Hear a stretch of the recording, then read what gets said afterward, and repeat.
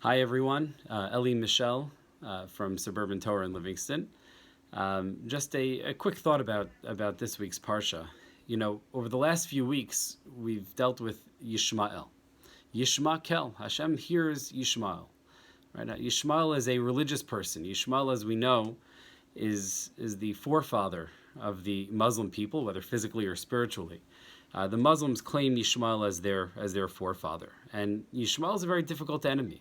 Right? They're willing to battle us in every which way, to sacrifice their own lives. We see it through suicide bombers in the most extreme example. And yet Yishmael, nevertheless, right, has a greater goal in mind. They believe that they are serving God. They believe they're serving Allah. And certainly these people who blow themselves up, they're promised 72 virgins in the next world. Yishmael is a very dangerous enemy, and yet one which we can understand. It's an enemy which has a purpose, or a purpose, in a sense, in their mind, greater than the Jewish people. We stand in their way, and so they're willing to battle us in order to achieve their objective. However, this week, we are introduced to Esav, an entirely different kind of enemy. When you think about Esav, really, really fascinating. Rabbi Chezkel of Kuzmir explains, we know the pasuk Vayitro Tetzua Banim B'Kirba that Esav and Yaakov were struggling within the womb of Rivka.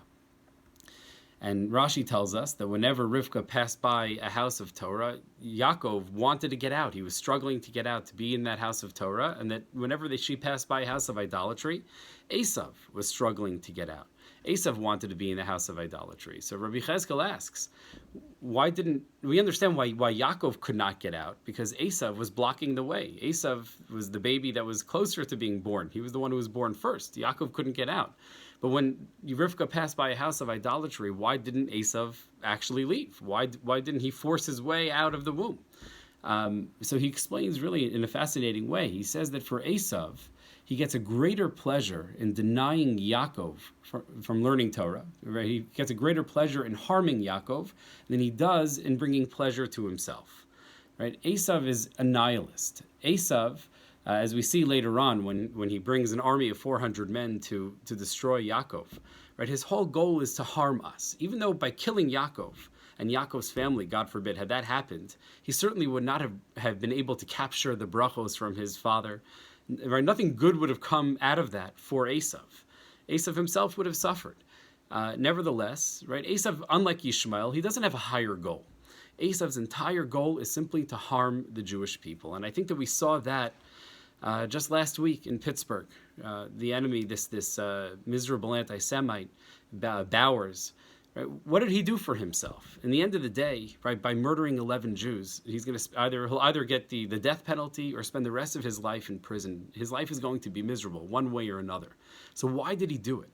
He did it because he's a descendant of Esav. Because for him, harming the Jewish people, right, killing Jews was more important than his own personal benefit, his own personal pleasure in life. That's the anti-Semite that comes from Esav. It's different than the battle that we have against Yishmael. So certainly in this world we're surrounded by enemies of both types. And of course the Jewish people know, we all know, Anachnu ma'aminim b'nei ma'aminim, ve'ein lanu ami lehishayin, ela avinu shebashamayim. So we have to depend upon our Father in heaven, but we should know who our enemies are, what it is that we're up against, and God willing, right, by knowing them and certainly having faith in our Father in heaven, we'll be able to defeat both the descendants of Yishmael and the descendants of Esav, b'mhera v'yameinu. Amen.